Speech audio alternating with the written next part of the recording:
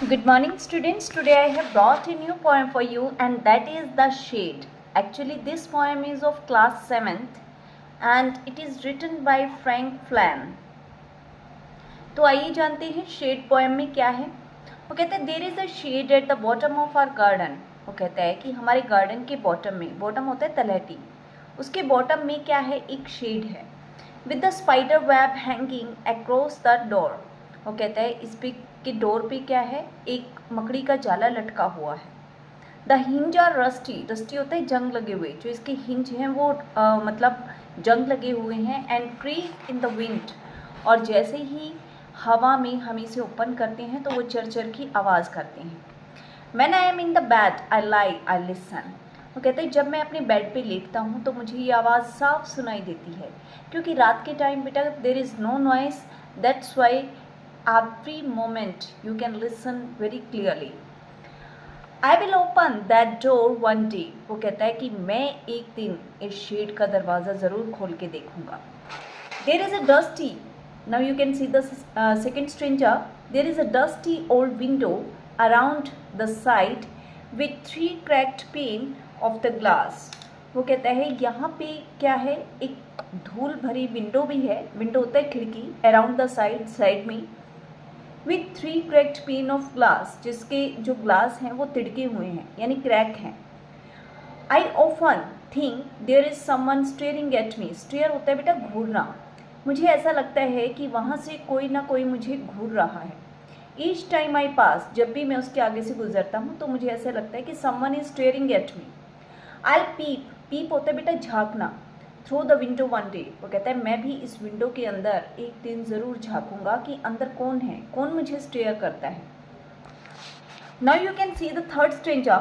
My brother sees there is a ghost in the shed who hides under the rotten floorboard, and if I ever dare to set up foot inside, he will jump out and chop off my head, but I'll take peek one day.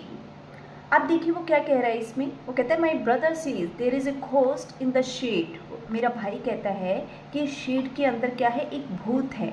Who hides under the rotten floorboard. वो कहता है कि वो कहाँ छुपा हुआ है, floor होता है फर्श, फर्श पे जो मतलब बोर्ड बिछा रखे हैं उनके नीचे छुपा हुआ है। And if I ever dare to set foot inside, और अगर मैंने हिम्मत करके कोई कदम अंदर भी रखा, ही विल जंप आउट, तो वो क्या है, बाहर आ जाएगा। And chop off my head, और मेरा सिर काट डालेगा। But I will take a peek one day. Peek होता है बेटा स्पाई, झाँकना, पीक। वो कहता है लेकिन मैं हिम्मत करके एक दिन इसके अंदर जरूर झाँक के देखूंगा, इस शेड के अंदर जरूर झाँकूंगा। Now you can see the last stranger. I know that there is not really ghost, my brother tells lie to keep the shed for his den.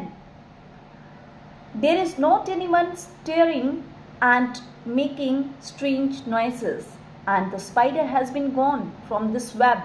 Web होता है बेटा जाला।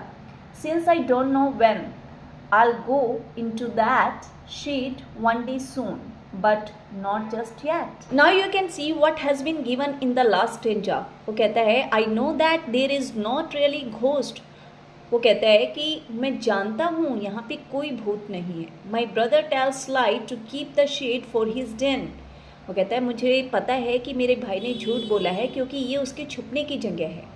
There is not anyone staring or making strange noise. वो कहता है ना तो मुझे कोई यहाँ से घूर रहा है और ना ही कोई अजीब और गरीब आवाज़ें लगाने वाला है। And the spider has been gone from his web. Web होता है बेटा जाला, और जो स्पाइडर है वो भी अपने वेब से जा चुका है, वो भी अपने जाले से बाहर जा चुका है। Since I don't know when, लेकिन मुझे नहीं पता कि वो कब गया। I'll go into the shade. मैं शेड के अंदर जाऊँगा एक दिन, बहुत जल्द, लेकिन अभी तक गया नहीं। I hope the poem is clear. Thank you.